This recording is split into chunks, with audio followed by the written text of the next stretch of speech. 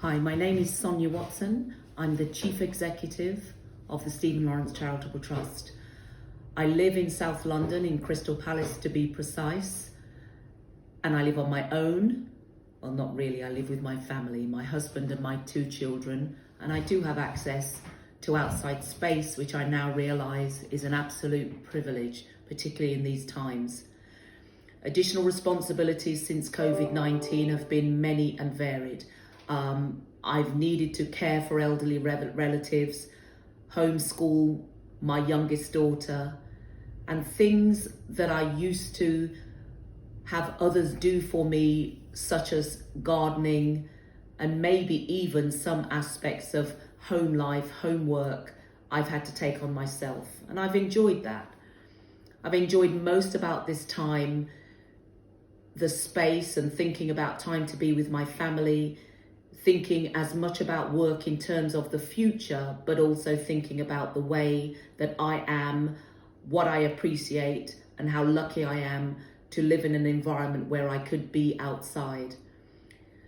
The thing that has worried me most is my health. I have a young daughter whose health I've had to consider because she has a chronic condition, and therefore we've had to be most careful with her. As far as work is concerned, I have furloughed most of my staff with a few notable exceptions, but we have been absolutely fortunate in that we have not had to make anyone redundant. And that has been the same for those in my family. My attitude to work has changed, particularly in light of the Zoom gods that now rule my life. I am more creative with my time, but in particular, I've learned to make much more use of the day and to be much more specific about how I communicate in a digital world, something that I was less experienced at. And that has changed a great deal. I am, of course, more focused, more able to concentrate, but at the same time, I have found not interacting with human beings in real life difficult at times. My working relationships have sometimes improved a great deal because I'm more focused. I've been around people I want to be around. My team have been incredible, and I have learned that we can be resilient as human beings, and I've enjoyed that. And I've learned how to be better, as in a better person, to be kinder and to take more consideration for what I do and how I spend my time.